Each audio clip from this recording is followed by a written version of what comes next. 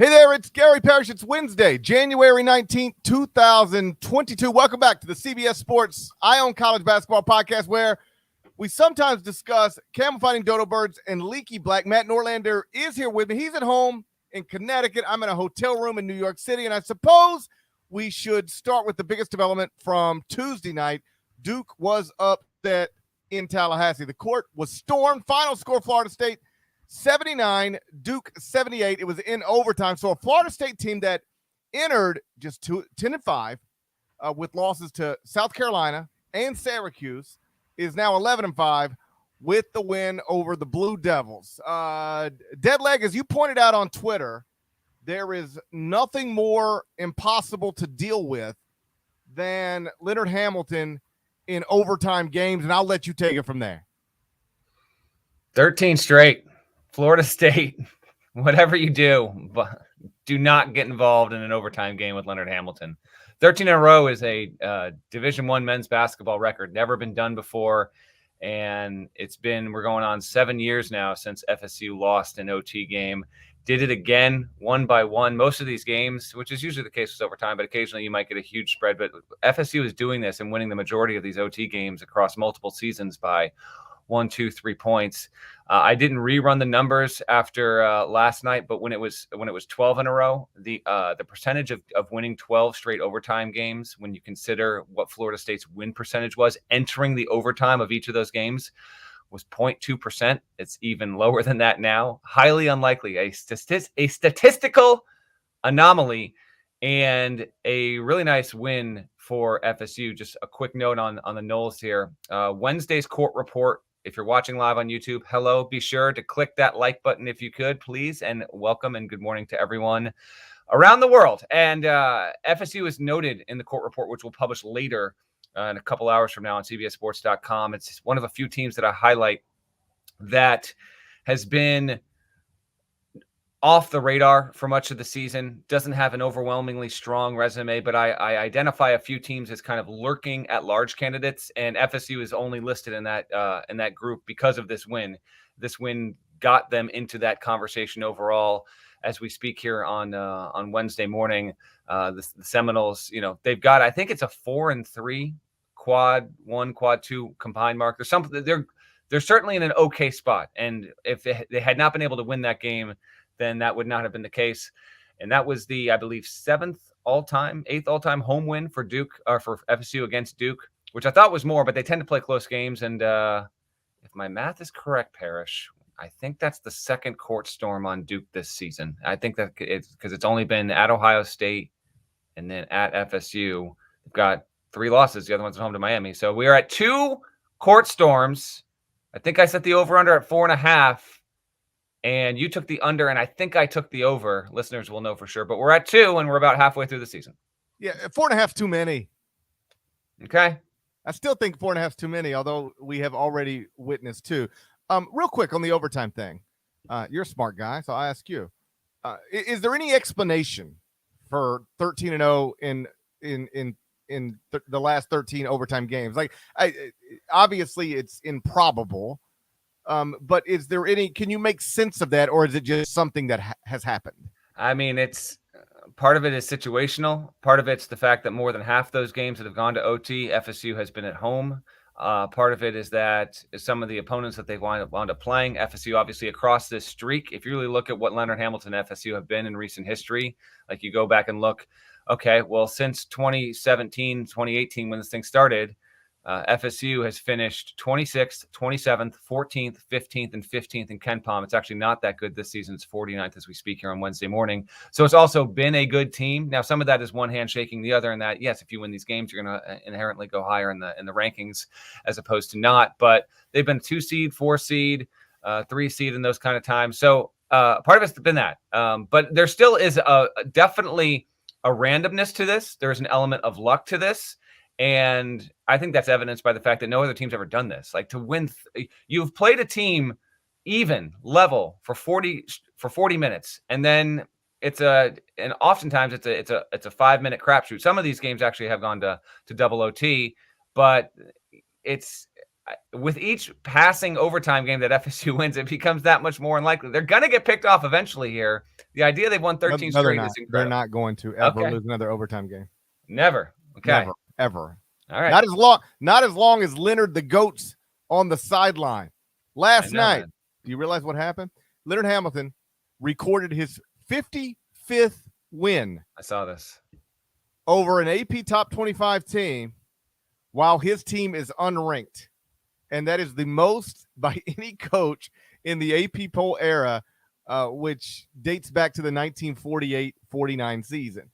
Like the last thing let's talk about all the last things you want to do. So maybe it would be the last and then the next to last and then the next to last. We can rank them in another time. Last thing you want to do is get into an overtime game with Leonard Hamilton. That's been established. Next to last thing you want to do is even play a game against Leonard Hamilton when you're ranked and he's not ranked. You're going to get got.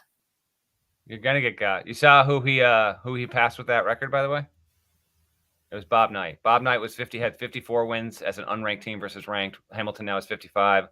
Shastalon Kruger, he had 51 of them. But yes, you know what that reminds me of is the old saying. It's been said it's a cliche about lots of coaches, but it was, I think, most often said about Bob Knight. Like he'll beat you with his, then he could beat you with yours. You know, like it doesn't matter if he's got the better players or not. And isn't that on some level what we're talking about here? Like Leonard Hamilton does not have the same team that Mike Krzyzewski has, but he beat him with an inferior roster, and he has won games with an inferior team, more or less 55 times in the AP poll era. His team's unranked. He's playing a ranked team. He wins the game anyway. He's done it more than anybody else. Bob Knight second. It's mighty impressive, man. Leonard Hamilton carries a very, very good reputation that's only rightfully gone up in recent years. He's no longer of that group that is like, this guy is such a great coach that doesn't get his credit. I think Leonard Hamilton gets a hell of a lot of credit, and he should. Certainly gets more than Chris Holtman. We know that. But now FSU's in the tournament conversation. They're not there. They got plenty of work to do. They're 5-2 in a mediocre ACC. They've won 4 in a row. They've won 6 of the past 7. The only loss, they got drubbed at Wake Forest back on January 4th. But it was a good win. It almost felt appropriate in that Tallahassee just has been a little bit of a haunted spot for Duke to go to over the years. Now, again, I went and checked the stats last night. It hasn't been an overwhelming amount of times that Florida State has been able to defeat Duke when it's been in their gym. In fact, it was just the 50th all-time meeting between these programs due to when Florida State joined the ACC. But yeah, this marked the 8th win all-time at home. The first one was back in 92-93, then 94-95. Here are the win margins: 1-3, 1-5, 5-5, and then in 2016-17, FSU won big time. They won by 16 points, and then of course we have last night's win by 1 in overtime. So I thought it was fitting. There's been a lot of really memorable and really good games between those two programs in that building, and for Duke. The resume is still fine, 14-3. They're not going anywhere, I don't think. And the schedule upcoming is fairly kind. Home to Cuse, home to Clemson, at a Louisville team, which, is outside the top 100 in KenPom right now, at Notre Dame, and then at UNC. So I think Duke we'll probably look up in a few games here and just notice that it's still sitting still decently nice, although it's not the number 1 team in the ACC standings. We'll get to the Canes in a little bit here, but thought it was a little bit concerning. And listen, if they have Trevor Keels for the end of it, GP, maybe they win the game. Like, we have to mention the fact that he went out, tried to give it a go. There was actually a camera that was set up that caught him trying to do some stuff there in the back alley near the locker room, but he wasn't able to. And so because of that, Jeremy Roach started seeing some more playing time, and thank goodness AJ Griffin has been able to develop into the player he's been able to develop into. But hopefully this is just a short-term thing for Keels. I would hope so, given what we saw him doing back there. Hopefully he doesn't miss anything, but he's not on the floor, and so Duke takes the loss nonetheless.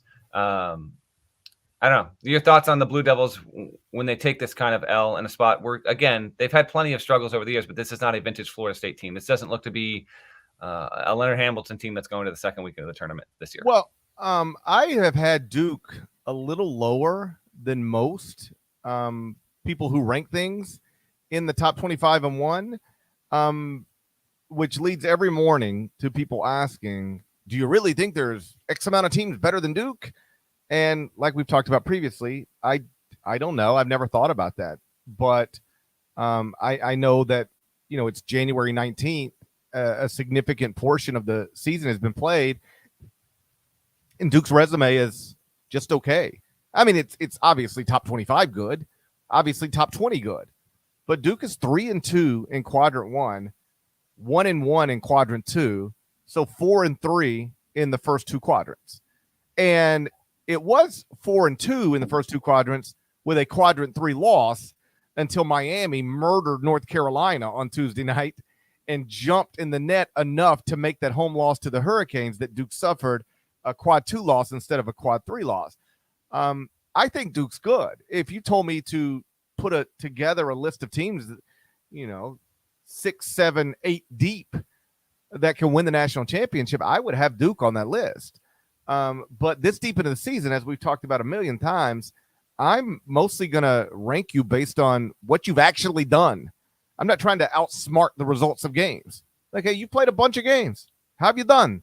And they've done well, but not as well as 5 other teams in the country, 10 other teams in the country, maybe not even 15 other teams in the country. Again, 3-2 in quadrant 1, 1-1 in quadrant 2, so 4-3 in the first 2 quadrants. I'll tell you what was concerning to me, and it has become a trend with this Duke team, is they don't rebound the ball at all.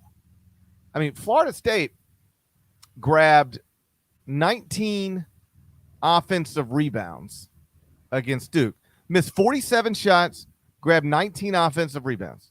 That's an offensive rebounding rate of 40.4. That's outrageous. Now, Kentucky leads the country in offensive rebounding rate at 40.2. So what Florida State did against Duke is better than what Kentucky has done against its schedule, and Kentucky leads the nation in offensive rebounding percentage. So Florida State was awesome against Duke, but some of it was Duke was terrible against Florida State, as has been the case for much of this season. Duke's defensive rebounding percentage is 29.8.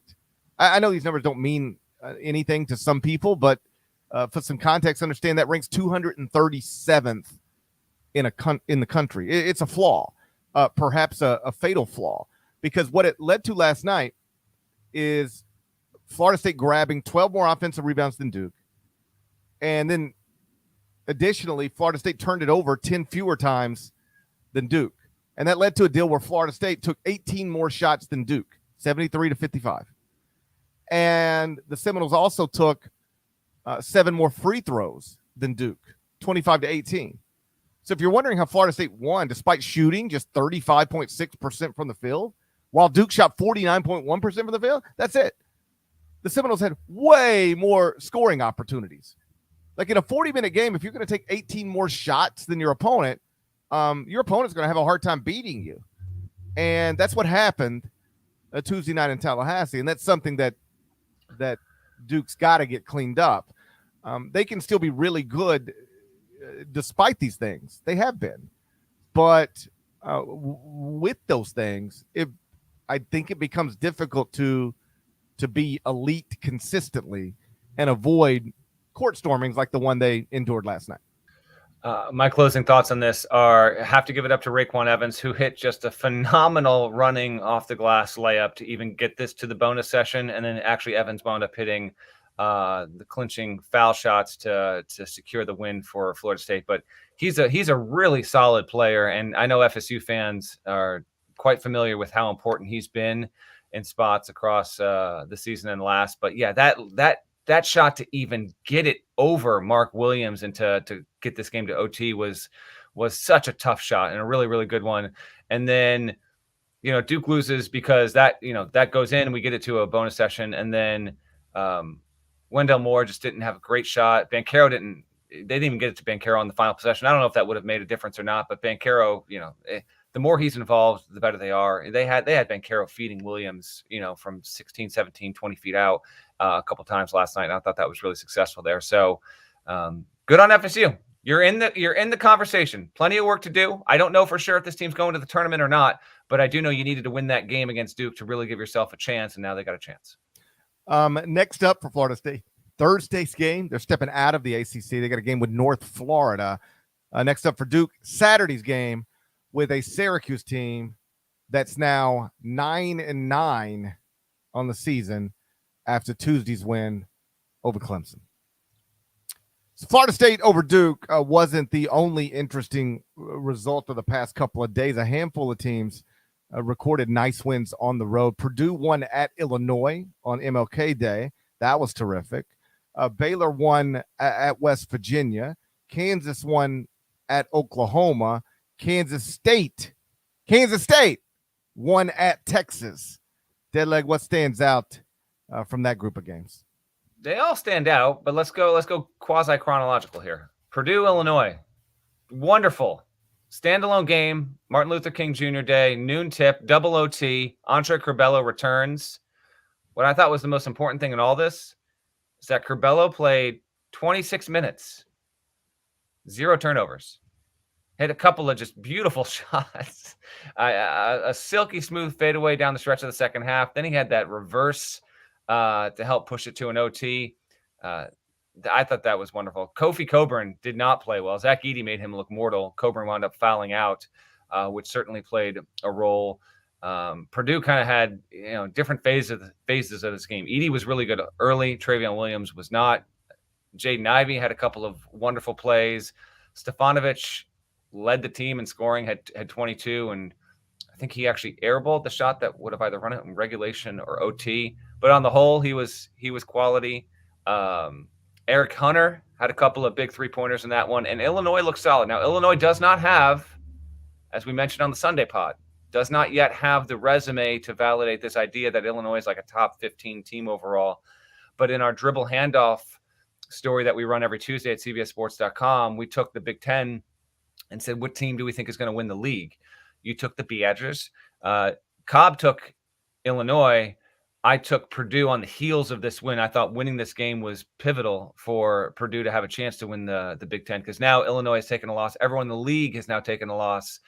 Ohio State and Michigan State are the two other viable candidates that did not receive an endorsement from any of us. But I thought Purdue winning this game on the road, double OT the way it did, was huge news for that team, which is still the number one team offensively in college hoops. Illinois, I think you're just inspired if you're an Illinois fan, because Curbelo gets back into the lineup after almost 2 months away. He's clearly a huge factor. You still got good play out of Trent Frazier. Alfonso Plummer, he's approaching a point there where he puts a shot up and I'm just expecting it to go in. He's really one of the better shooters in the country. Just wanted to at least spend a quick second on what was a fantastic game, a riveting one, and one that if you're an Illinois fan, it was, and you lose the game, the way that you lost, I suppose, is the best way you could still feel optimistic about your team going forward with Curbelo back in the mix. Almost made me miss my flight. We're going to leave the house until it was done. And I was cutting it close, Deadleg. You were prepared to not get on that plane until that game finished? I was prepared. If I have to miss a flight to New York City to finish watching Purdue, Illinois in my office, then that's just what's going to have to happen. I made it. Everything worked out, but I didn't get to do my normal go to the Delta Sky Club and get a drink before you're bored. Oh, that's just tragic. Sorry. Sorry you had to endure that. I mean, I wouldn't call it a tragedy, but I would call it wildly disappointing. But you got a really good double OT game out of it. Any thoughts on that game, or we want to get into the intricacies? Well, I did think Zach Edey's size caused problems for Kofi, and that's obviously concerning. If you were starting to get on maybe Coburn can be a first round pick. If you were starting to get on the Kofi Coburn NBA train, watching him struggle with that size was a little concerning. It's been a while since we've seen him not look physically overwhelming for whoever he's playing against. He's so big, so strong. I remember when we did the Candid Coaches series this past off season, and we were asking who's going to be the best player in college basketball. And we had, I think, multiple coaches say, I don't know if he'll be the best, but I'm just telling you, he's the hardest for us to deal with. and it's Kofi Cockburn because you can't play him one-on-one. He's too strong. He'll physically overwhelm you. You run people at him. They got shooters. It's just he's the biggest problem in college basketball. I don't know if he's the best player, but he's the biggest problem. He wasn't a problem for Purdue. And that stood out. That was, you didn't even have to go check the box score to see what has he done? Like he had issues dealing with Purdue. And a lot of bigs are going to have issues dealing with Purdue, but he really doesn't have issues with anybody. And then suddenly on MLK Day, we watch him struggle. And then, Purdue, literally the best offensive team in America. And, they've got some stuff that's got to improve, I think, on the defensive end for them to be able to get into a single elimination tournament at the end of this and avoid an upset because they just let somebody shoot 51% on them. But that's one of the best teams in the country. I mentioned earlier, if you told me to put together a list of teams that can win the national title, 6, 7, 8 teams, that Duke would be on it. Even if Duke doesn't have the resume to support that type of ranking right now, Purdue would also be on that list for me. And Purdue also has the resume to support it. So that was Monday. On Tuesday, Baylor, West Virginia was kind of an early tip. I like it though. It went earlier than normal. Yeah. And Baylor is without James Akinjo. And they're on a 2-game losing streak. And you're on a 2-game losing streak and you're on the road at West Virginia and you're without your leading scorer. That's not great on the surface. And yet they go in there, they take a 16-point lead. They gave that lead up, by the way, at one point. Yeah. But settled down the stretch and wins the game. And now Baylor is 6-1 in quadrant 1, leads the nation in quadrant 1 victories, 2-1 in quadrant 2, so 8-2 in the first 2 quadrants. And last week after they lost that first game, I didn't have many people take issue with me just dropping them to 2. I had Baylor 1. They lost that game. I dropped them down to 2. I think moved Auburn up to 1, maybe. That's where we were. And then they lost the other game over the weekend. And like I do every morning, wake up and I just take a look at the body of work. And it's not the only thing I do. I do take into account how you're playing lately, all sorts of variables. But the main thing this deep into the season is, what does your resume look like? Where do you deserve to be relative to the rest of the country? Like we talked about on a previous podcast, I don't get caught up. It's wild how many people on Twitter get caught up in how many spots a team rises or drops. I never care. I just want to know, where do you fit in this list of teams I'm staring at? Where do you fit? And even after Baylor lost that second game last week, it was obvious to me they still fit in the top 4. You can't find 4 bodies of work better than Baylor's. I don't understand the logic behind somebody had a bad week, so let's forget about the first 9 weeks. Like the first 9 weeks happened too. Let's throw week 10 into it and now look at it as intelligently as we can. And there was no way to look at Baylor's resume, even on a 2-game losing streak, and conclude that it was anything other than a top 4 resume. Evidence being, Jerry Palm updated his bracket after Baylor's 2-game losing streak, and guess what? He still had Baylor as a 1 seed. And so I never dropped Baylor out of the top 4. Obviously, after a win like the one they got Tuesday at West Virginia, they remain in the top 4. And now they literally have more quadrant 1 wins than anybody in the country. Those things change every day, and they change overnight. But right now, it's pretty clear that if the NCAA tournament were starting this afternoon, which would be hell, because I got a lot of stuff. I got a nightmare. Yeah. It'd just be a nightmare. I got a lot of stuff going on. I wouldn't be able to handle the NCAA tournament starting this afternoon. But if it did start this afternoon, Baylor would be a 1 seed. The NCAA convention, by the way, is ongoing in Indianapolis right now, so it would really be a logistical nightmare. I don't know if there'll be anything that comes out of this that's truly headline grabbing or worth talking about, but if there is, we'll talk about it Friday. But this is the whole restructuring of the NCAA as we know it. A lot of that stuff is getting talked about and discussed at the convention this week. Let's stick her in the Big 12 here. You mentioned KU wins at Oklahoma, K-State wins at Texas. We'll get to K-State, Texas in just a second. Kansas wins at Oklahoma. It keeps pace for the Big 12 race, and that's a nice win. Man, the Sooners. I don't know if you looked at this. Porter Moser. So all of 10, 11 days ago, he's got a 12-3 team with its only loss in the league. At Baylor, they actually held themselves decently well in that, and then the losses came on a neutral to Utah State. Okay, not great, but not awful. And then lose at home in OT to Butler. Not what you want there. And now look at what's happening with Oklahoma. So Oklahoma gets drubbed by Texas at Texas. Texas isn't looking so good as of late. Then it loses at TCU in overtime, and almost stole the game, but didn't. So they lose. And then they lose at home to Kansas in a good game. Oklahoma's a good team. It's going to be a tough spot here. Next is home against Baylor. And then it's at West Virginia, at Auburn. So this could be a 12-9 team in a hurry, and Oklahoma might soon become that classic example of a high loss team in terms of volume that is going to have so many quad one opportunities and going to inevitably get some of those. I would think, like, it has wins over Florida, Arkansas, at UCF. Will probably register as a quad one win when all is said and done there. Just keep an eye on that. I think Oklahoma might really flutter off the radar in a significant way as January wraps. And then if we circle back around on March 1st, it might be one of those teams where it's like, how can you keep this team out even with all these losses? Because it's quad one, quad two mark might be good. So just keep an eye. I wanted to at least highlight Oklahoma. They're a good win for Kansas, for sure. I thought they looked really, really they looked strong in that spot, considering Ochai Agbaji didn't play well for the first half plus there, and then he kind of shows up. That's what you want to see if you're a KU fan. And Christian Brown hits this three from the corner and is completely smack talking Oklahoma.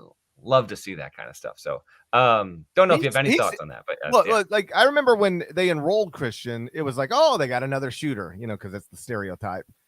He gets out in transition, dunks on people. Like, he's a real athlete in the way that Grayson Allen was kind of a sneaky athlete. People are like, oh, Grayson Allen's a shooter. Like, he can shoot, but like he's 6'5" and can dunk on you as well. And Christian Brown is similar in that way. He's been terrific this season.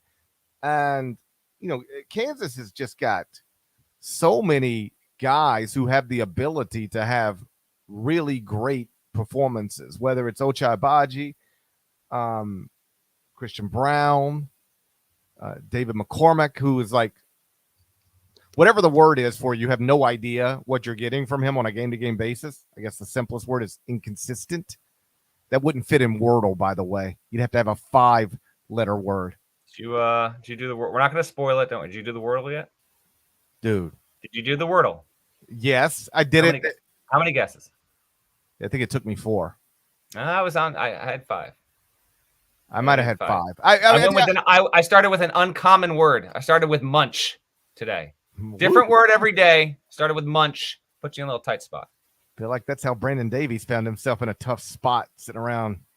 Okay, well, we can continue to move on. But gosh. I mean, you were going somewhere before Wordle, but I actually finished the Wordle right before we started podcast. I finished it as soon as I got out of studio last night. I get back in my hotel room at 1:30, and I'm like, I got to do the top 25 on one. I got to finish prepping for this podcast. But first, I must conquer Wordle. If you are unfamiliar with Wordle, it's taken over the social media world or whatever. It's a word game. It's not on an app for your phone. It's on a website. Just Google Wordle, and you do one word a day. The world has the same word, and you got to guess it. You get 6 guesses to guess a 5-letter word. Simple but fun. I've done them late at night. I like it. It's a little gift when you wake up in the morning. Anyway, where were we going? I just off air a few days ago. I think when we were getting ready to do CBS Sports HQ, I told you I'd been struggling with Wordle, but I didn't take the time to read the directions. I just started typing words in. I didn't know what the green letters meant, the gray letters meant. I didn't read the direction. So it turns out that's why I was struggling. Then I got so frustrated because everybody else is bragging about how I got it again. And I'm like, well, then why am I really just this dumb? Like maybe I'm just a dumb person and had no idea. I started to question myself, I was like, maybe I'm just dumb. And I've been like, I spent most of my life thinking like I'm not a genius, but like, not dumb. And then I really started questioning myself. I was like, maybe I am dumb. And now I'm so good at Wordle. It's unbelievable. Now I have confidence again in my intelligence. Okay. I feel smart again. What was your opening word today? Adieu. No, that's cheating. Get it out of here. Adieu. Get it out of here. It's not, I read the rules. I told you I read the rules. Don't start with adieu. Those are the lame people. Adieu. You get 4 vowels in there. Get it out of here. Different word every day. Let's go. I used to go with like before I mastered Wordle, I would type in like paper. Yeah. But then I was that's like, fine. I was like 2 P's. That's dumb. Okay. How about this? Can I give you your word for tomorrow? Sure. Tomorrow you're going to go with roast. ROAST. Roast. You start with roast. Okay. And tomorrow I will start. You start with roast. Tomorrow I am going to start with munch again. Start your morning. Start your morning with keep starting your morning with munch. I will start tomorrow. See how that works out for you. I will start tomorrow with brink. BRINK. Anyway, thoughts on Kansas? Or you want to talk about Texas maybe missing the NCAA tournament? I think we're talking about Kansas. Having so many guys like McCormick who can go out and get you 15 and 15. He can go get you 1 and 4 too, but he can go get you 15 and 15. Abaji, Brown, Jalen Wilson got 16 and 8 Tuesday night. That's 2 straight really good games from him. Remy Martin played. This is what's amazing about Kansas. Remy Martin was voted Big 12 preseason player of the year. Probably shouldn't have been, benefit of hindsight, but he was. And like he doesn't play. You don't even notice. He does play, but like doesn't do a lot. You don't really even notice. Like Remy Martin might really be ultimately a very good role player for Kansas, and Kansas could still win the national title.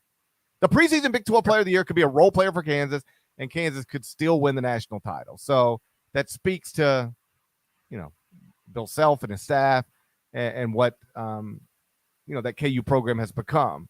Has become like it happened over the recent year. Has forever been. I was going to let that slide. What that Kansas program has forever been. This is what this program slowly evolved to in the past few years, if you haven't noticed. It's really been interesting to watch Kansas become, a nationally relevant program. I know you realize because we talked about it before. Like the last time Kansas didn't have a Naismith Memorial Hall of Fame coach was whoever the guy was before Larry Brown. All right, I'm gonna spoil this for the live listeners. I've got an absurd Kansas stat. Trivia time. All right, let's go. You need to get it within 3 years. Okay. Because I had a reader ask me this question for my At Me section of the court report, and I went and I did the research. What year was the last time, and play along live on YouTube if you want, and obviously at home as well, Kansas lost back-to-back home games? How long ago? How long has it been since Kansas lost consecutive home games at Allen Fieldhouse? When do you think that last happened? Munch. Is munch the correct answer? It's not. Jeez. Let's see if you can get it within 3 years. It's not. No, it's happened. It's happened. But let's see if you can get it within 3 years. But was it last season? No. Okay. Well, then it must have been, quite obviously, 2009. Incorrect.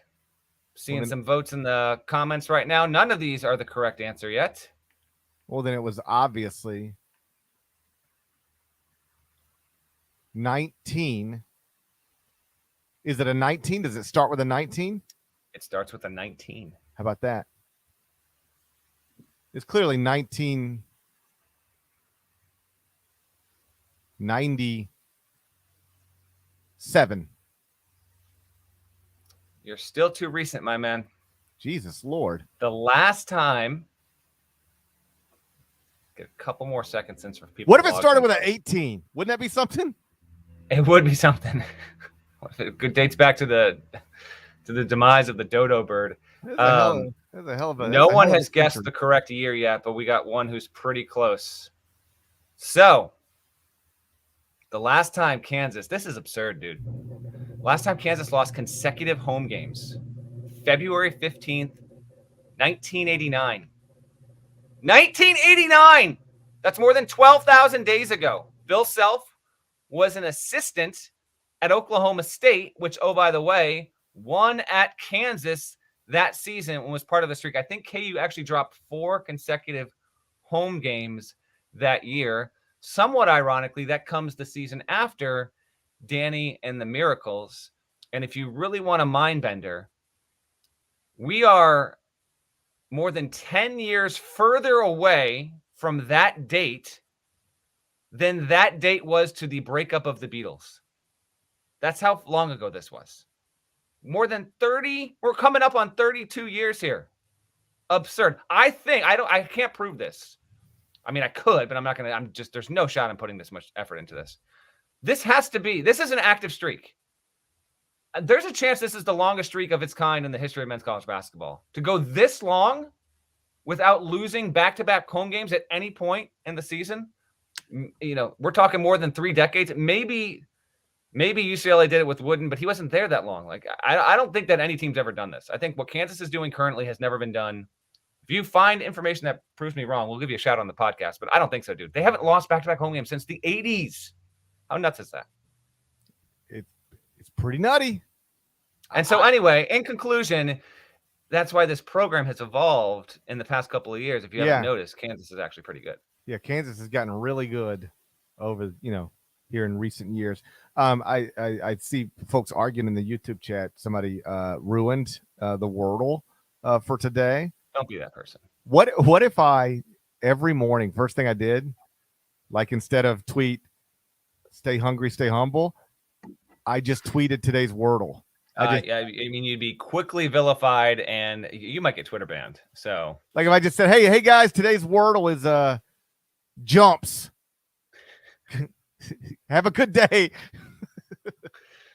I started to do that with Dateline on every Friday night, because on my radio show I preview Dateline and then spoil Dateline. So what I do is I go watch the previews for Dateline on Friday afternoon. It's actually how I spend my time, and then I research the story, and then I read everything about it, and I know everything about it. So I do a preview of Dateline, and then I tell you everything about Dateline. So it's like, and so who killed Mary? That's tonight on Dateline. I said, okay, let me tell you who killed Mary. And then I tell you exactly who killed Mary, why they killed Mary, everything about it. I completely preview and spoil Dateline in a manner of like 5 minutes. And if you follow the Dateline Twitter account, while the show's going on, like every commercial break, they'll tweet like, and they found Mary with an X in her head. Who would want to do this to Mary? And I'm like, I could just jump in there every time and be like, well, Jack did that to Mary. Like, stop playing games. Jack was jealous because Mary had left him for his best friend. And then Jack, who had a habit of chopping wood outside the home, in a fit of emotion, grabbed that axe and put it in Mary's head. Case caught. Like, how long would it take for Dateline to ban me, to block me, if I just, every time they asked a question, I answered it definitively and explained everything that was happening in their show? That's what you don't want to be that guy, man. I do want to be that guy. You don't. I think I do. Wes Burns says, you think what people say to you about the top 25 and 1 is bad? Try revealing the Wordle and see what happens. That's facts. That's accurate. Hey guys, good morning. Today's Wordle is Munch, and Baylor still has a top 4 resume. Have a great rest of your day. Can we talk Texas real quick here? I don't care. Whatever. All right. This is exactly what I want the podcast to be. I recommend a topic, and you're like, I'm done with this. Yeah, go. Norlander, go ahead and just do what you got to do here. Texas loses. Come on now. Now, Kansas State, credit. It still might be the worst team in the Big 12, but maybe not. But has now won 2 straight, wins at home over Texas Tech, gets a 66-65 win at Texas, and the Wildcats have some life. But we got to wait and see some more. Texas is the story here. 13-5, lost 3 of 4. The one win was the aforementioned win again at home against Oklahoma. You like to refer to the metrics here where they stand with quad 1 and all that stuff. So right now, quad 1, Texas is 1-4. It's 3-1 in quad 2. 9-0 in quad 4, has not played a quad 3 game. Texas has 11 remaining games against quad 1 opponents. Life in the Big 12. How do you like that? 2 in quad 2. They've got plenty of opportunities here, but there's a chance. There's a chance that Texas is going to be flirting with NIT land. I'm not saying it's going there. I'm not saying that. But at this point, its resume is lacking, and there is some room, more than just some room, for real curiosity if this is going to wind up being a thing where they can click, if they can actually get this together and be a viable team. Because this was a preseason, if not universal, near universal top 10 team. And the basketball program the men's basketball program at this point is trying to almost reflect the nature of what Texas football does to that fan base every single fall. So, quick thoughts on what the Longhorns are or are not in your eyes right now. They're not good. It's not a good basketball team. They got some good players, not a good team. And we actually talked about this in the preseason. Like, Texas looks like it could be a good team, but they've got a lot of guys who have, scored points, grabbed rebounds, all that stuff. But a bunch of guys never won. Like all these transfers. Transfer from Utah. Yeah, lost a lot. Transfer from UMass. Never won. Transfer from Vanderbilt. Never won anything. And now they've all gathered in Austin, and they're back to not winning nearly as much as people suspected they would. It's a preseason top 10 team. You're now 1-4 in quadrant 1, 3-1 in quadrant 2, so 4-5 in the first 2 quadrants. 0 wins over currently ranked teams. Like they have that one quadrant 1 win. Do you know who it's over? Kansas State on the road. It just flipped. Okay. And it just became one. They had to lose to Kansas State to get a quad 1 win, which is wild to think about. Let's not even think about that. Yeah. You had to lose to Kansas State to get a quadrant 1 win.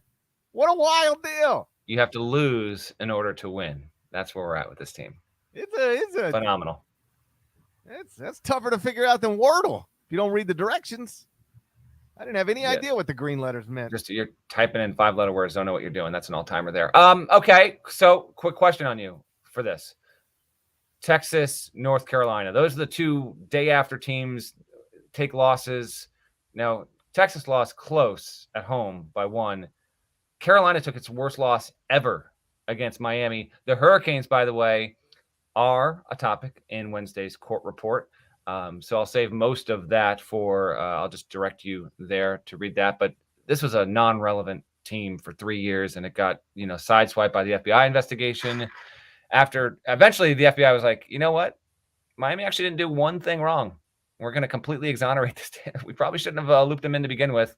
Jim Larranaga's program paid the price, and now it has returned. So I have some stuff there and some quotes from Larranaga in the court report. But let's talk Carolina then. Carolina versus Texas at this point in the season. The team more likely to get it together and make the NCAA tournament. Which one would you take? Texas is in the harder league. Texas still rates better in the metrics. North Carolina, by nature of being in the easier league, will probably have a better chance of having a better record. It's 12-5, loses 85-57 at Miami. This team is not itself away from the Dean Dome. I think that's safe to say that it does not have, or at least it hasn't had, a lot of competency when it's not playing at home. Saw this in person at Mohegan Sun. It got a good game on the road. You were there. Were you not there for the Charleston game? You were, right? Yeah, you were there. I was on the You refused to take a photo of Leaky Black. Gosh, I hate. No, I was denied the opportunity to take a photo with Leaky Black. I was there, and they didn't play well that night. They were down at they were down at the half, and then they overwhelmed them in the second half. I've seen Carolina in person twice, Charleston, and then CBS Sports Classic in Vegas, where they got demolished by Kentucky. To answer the question I think you asked, I still feel better about Texas than I feel about North Carolina. And I saw someone in the comments, and I'll address this real quickly because it's a fair question. Because I was saying, hey, they got all, Texas got all these transfers, but they never won anywhere. Like we talked about how this might be a problem. Somebody's like, well, then why do you still rank them top 5 in the preseason? Because I believed in Chris Beard. I was like, yeah, this could be a problem, but in Chris Beard we trust. Chris is awesome, and I thought he would be able to bring this thing together and compete for a national title in year one. I was wrong. They're not good. I had Michigan in the top 10 preseason too, just like everybody else. They're not good. So like when I say we talked about this, I mean like same thing with Memphis. Most people thought Memphis was going to be good, but then we were like, if they're not good, what would be the reason? Well, they have no point guard. Can you really be really good without a point guard? You look up all these weeks later, and Memphis is not good, and among the reasons because they have no point guard. Same thing with Texas. I think Texas will be good, but if they're not good, why? Well, because they just got a bunch of guys who've never won anything. That could be a problem. And so now here we are. But I still trust Texas more than I trust North Carolina. North Carolina's a mess, man. I mean, they were down 27 at the half. That's the largest. It matches the largest halftime deficit that North Carolina has had in any game in the past 25 seasons. So that was historically bad. Yes. And then they never really made a run in the second half. Just not a good basketball team. And I'm not certain they'll be in the NCAA tournament. They're 0-4 in quadrant 1, 1-1 in quadrant 2. So 1-5 in the first 2 quadrants. Like that's not good. Now they're staring down a game at Wake Forest on Saturday. That's no easy task. Wake Forest is 14-4 and certainly looking like one of the more improved teams in the country this season. So Texas versus North Carolina, which is more disappointing to this point in the season. I would say Texas, but I would lean with you in that I probably have more belief that Texas has a better chance of getting it together and getting into the tournament. Both could make the tournament. I'm not saying that one won't, but if you're going to weigh one versus the other, which one's more likely, I would lean Texas at this point. Just a quick couple of notes off of Tuesday before we move forward. Wisconsin beats Northwestern on the road. Wisconsin still has the most combined quad 1, quad 2 wins in the country now at 10. You can definitely make the argument that's the third best resume in the sport at this point. Davidson won its 14th straight, beats VCU. That's really good for Davidson. It's actually not good for the A-10. It would have been better for the A-10 if VCU had been able to hold serve on its home court, and that did not happen. And I think that's probably of note from Tuesday. Probably Michigan got it together and beat Maryland, but what do you want from me with that? Another team in the court report I'll highlight on Wednesday is Fresno State. Keep an eye. Just keep an eye. Mountain West is probably going to send 4 teams to the tournament. Fresno State got to 13-4 with a win over Utah State, and that might be one of those lurking at large teams. They got a nice win. It was late on CBS Sports Network, so I know GP was up and watching it, but I figured I'd give them a good mention. And by the way, Muss is back and was coaching in a sling as the Hogs were able to win at home against South Carolina. Did you hear my hotel room phone ring? I was just going to carry on, but sure. Let me ask you a question for a second. Who's calling you right now? First off, you know who's calling right now? Housekeeping. Love it. Okay, that's got it. All you got to do is put that little thing on the door. Is it not on the door? It's on the door. This is on the door. What are we doing? If I put a do not disturb sign on my door, why do you call me? That's disturbing. Like, has anybody at the hotel ever called you on your hotel phone and you were like, man, I'm glad they called? Oh, that's really nice that they called. It's never happened. Sometimes I check into hotels because I live in these places.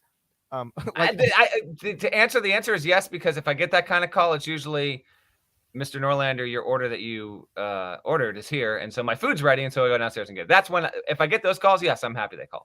Yeah, but your guy can call you. Your Uber. True, but it has happened on the hotel line. Continue. That's happened to me too. But like I live in these places. Like I'll check into this hotel, and they'll be like, "Hey, welcome home, Mr. Parrish," which is the most depressing thing in the world to hear. Welcome home, Mr. Parrish. Hey, it's depressing. But But then they'll you check in and they'll call you sometimes to be like, "Hey, Mr. Parrish, just want to make sure everything's great with the room." What? You just made me answer this phone? So what? What do we even have? What are we talking about?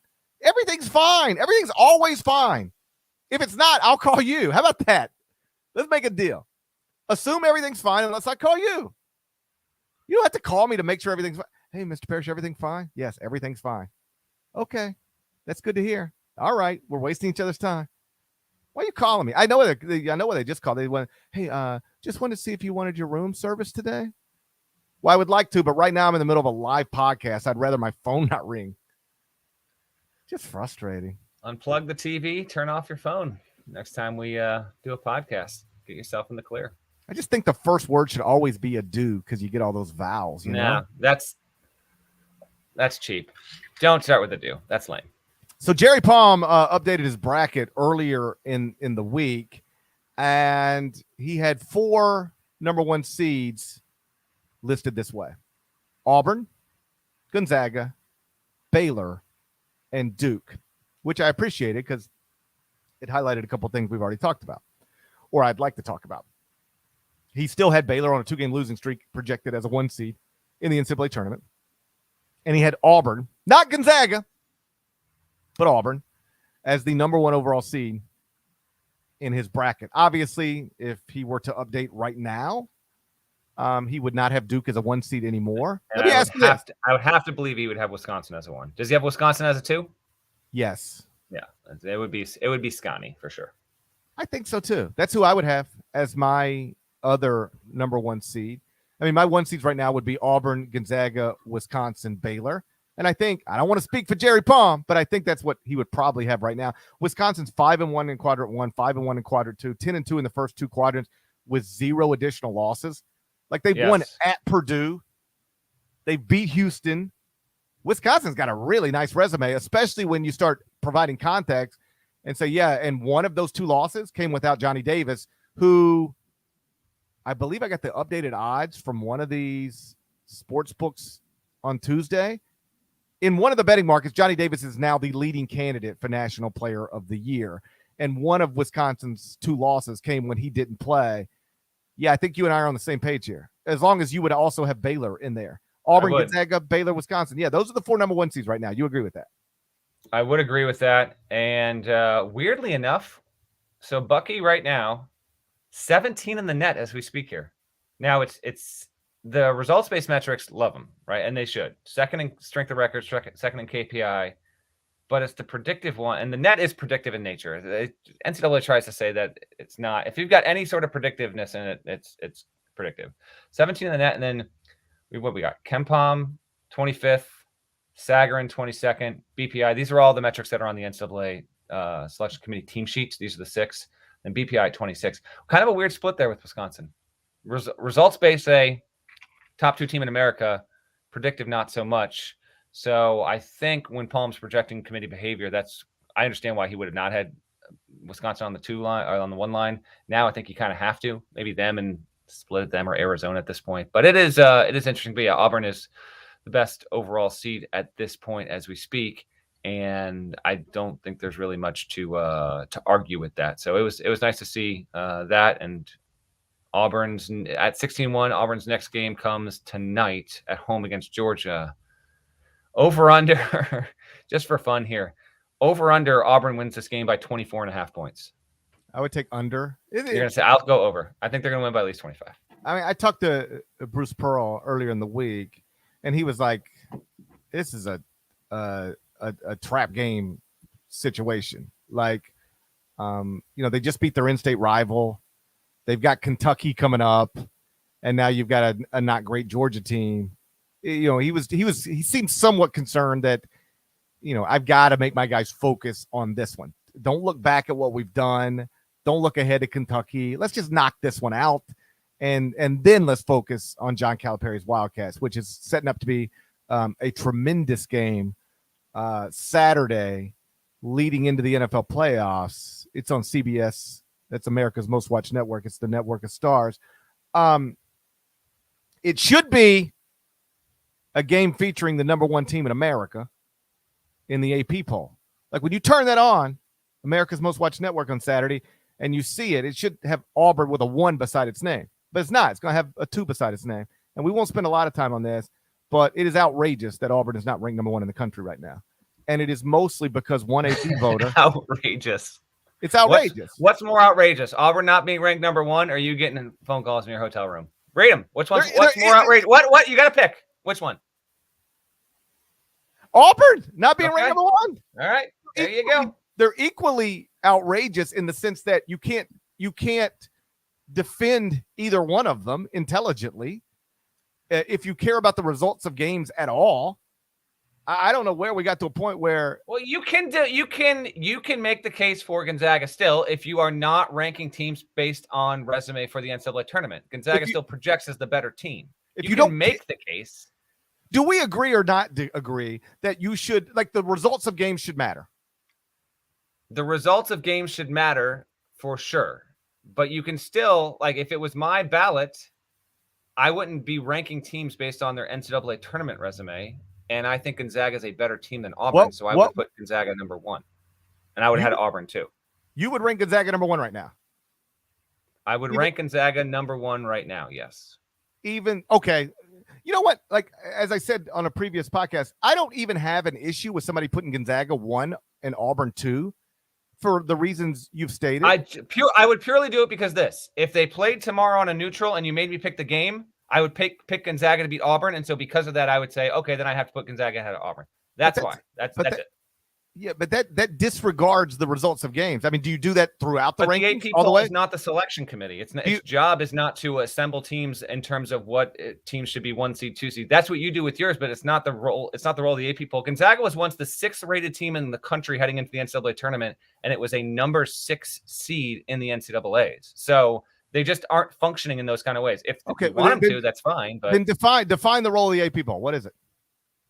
It's to give you a broad scope, a list of the best teams in men's and women's college basketball in any given week. So will the logic you'll take trying to determine between number 1 and number 2, do you take it throughout? Is it the same way you decide 3, 4, 5, 6, 7, 8, 9, 10, keep on going? Generally speaking, if the resumes are close, yes. But the results should matter. I'm not saying they shouldn't. I think it's very narrow. Like, I think the difference here is extremely narrow. And part of this is because Gonzaga, granted, I know the competition, but BYU was in there. Gonzaga's looked ridiculous. Like it's averaging 113, 14 points. So because it's kind of rounding into form coming off a COVID pause, I would put the Bulldogs number 1. That's all. Just very, very narrow. For me, the issue isn't Gonzaga being ranked number 1 and Auburn being ranked number 2 on a ballot. I disagree with that. I fundamentally think you should respect the results of games. Like the point per possession numbers are interesting. Pay attention to them. The betting markets do. But ultimately, like, somebody wins, somebody loses. I'm more interested in respecting the results of games. But but how do you square this with your longstanding principle that you don't drop teams for not losing? Because sometimes this runs against what you're saying here. You will have dropped teams for not losing and rewarded Auburn subsequently. I have dropped teams for not losing before. But you don't do it often, right? I don't like to do it, if only because if you put me in charge of the ranking tool, I would get rid of the little arrows that say up and down, because people get too caught up in that. I've actually requested, can we get rid of those arrows? Because people get caught up, like, well, they won yesterday and you dropped them. Well, no, they didn't. I didn't drop them as much as they got pushed down because somebody jumped them. That's going to happen in this morning's top 25 and 1, and somebody will say something about it. So like, I do it enough to where I wish we could get rid of those arrows so people wouldn't get caught up on it. I'm not against dropping somebody after they win. If that's what my approach suggests should happen. But either way, here's my larger point. Argue Gonzaga, Auburn all day long if you want. And depending on your approach, you can reach a different conclusion. I acknowledge that. If you are tied to the metrics, then Gonzaga is going to rate higher than Auburn in almost all of them. Not strength of record, but in almost all of them. If you're focusing on the results of games, Auburn clearly should be number 1 ahead of Gonzaga. I agree with you. That's why Jerry Palm has them as the number 1 overall seed. My issue is having Gonzaga 1 and having Auburn 9. Yeah, I know. And the reason it actually mattered so much this week that one voter had Auburn 9 is that it literally cost Gonzaga. I mean, it literally cost Auburn an opportunity to be number one in the AP poll for the first time in school history. It cost them a real achievement that, yes, does matter. I see people on Twitter sometimes say it's January, it's a poll, who cares? Bruce Pearl cares. The Auburn administration cares. The Auburn fans care. Ask Matt Painter what it meant for Purdue to be moved to number one in the AP poll for the first time in school history earlier this season. This stuff matters to people. You know, I talked to Bruce earlier in the week. He said, when you walk into our locker room, there's a sign there that it's got the Auburn logo, and then it says on each side of it, it says make history. It doesn't say play well. It doesn't say go win. It doesn't say stay focused. It literally says make history. And we had a chance to make history. And somebody voted us 9th. And we didn't. And that's the only reason we didn't. And that's like, you know, that's like, I don't want to rant and rave about it, but like, that's not a good thing. Like, there's no, unless you're just saying, but look at KenPom. There's no way you can look at what's happened in the season. We talked about it on Sunday night. Who deserves, not what do the computers say are the best teams in the country on a points per possession basis, but based on the games that have been played, who deserves to be ranked number 1, number 2, number 3? And you can't find 8 teams that deserve to be ranked ahead of Auburn. And because somebody did, based on their approach, it actually cost Auburn a chance to make history. And I just think that's wrong. Yeah, by the way, I'd have Auburn number 1 in my rankings. I was just trying to whip you into a frenzy and play devil's advocate, but they haven't lost since like the week of Thanksgiving. So I would pick Gonzaga if they play the Auburn tomorrow in a neutral, but that's fine.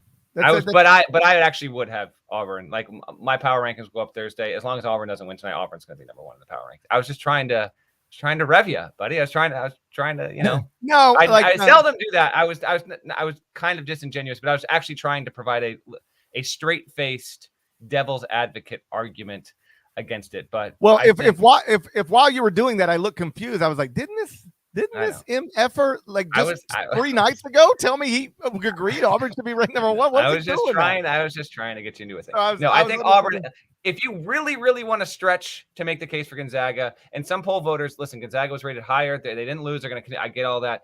But Auburn, based on everything that I would truly hold valuable for ranking teams, they have the longer win streak. They have the better record. They've looked really, really good as of late.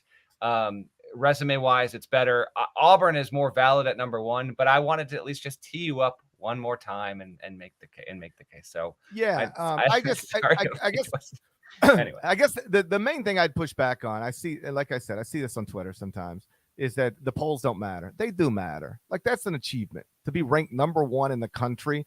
You know, maybe it doesn't matter at Duke or Kentucky, you know, places that have done this often. But at Auburn, like, it matters. And to have that achievement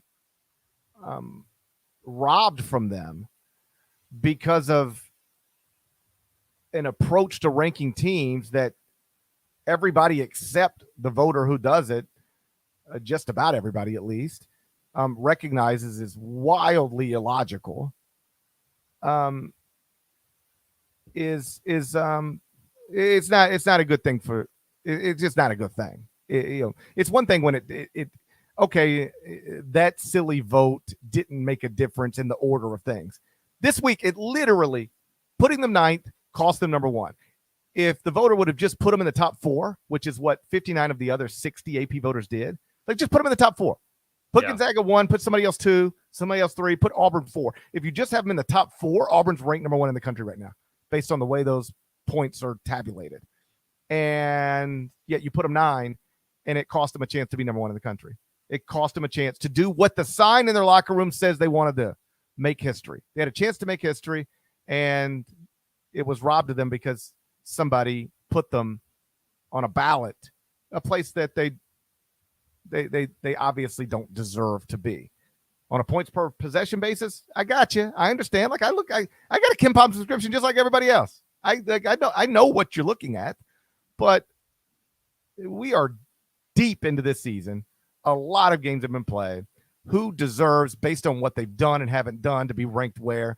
Auburn should be number 1. There's no scenario they should be out of the top 8. We're pushing past an hour, so we can wrap here. But just a heads up on games. We try and give you at least a few at the end of these midweek episodes. GP's in studio again tonight on CBS Sports Network.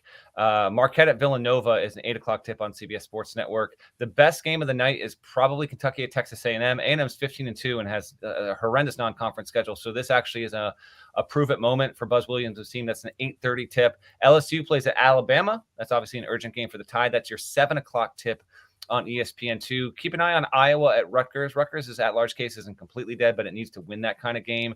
8:30 tip on the Big Ten Network. And then a couple of projected bubble teams, Mississippi State at Florida, 6:30 tip on the SEC Network. That's on Wednesday. And then on Thursday, Purdue at Indiana sets up as the best one, 7:00 tip on Fox Sports 1. I mentioned the Mountain West is doing well for itself. Boise State has won 10 straight. It's on the road against Utah State. See if we can keep it going. Arizona plays at Stanford. Stanford, maybe a deep sleeper for an at-large. It's got to win those kind of games. And then UCLA will go on the road and play Utah. UCLA will be favored to win that game. Utah's not that good, but just, some of these teams in these spots may be a little bit tricky. So that's your Wednesday and Thursday big picture college hoop schedule.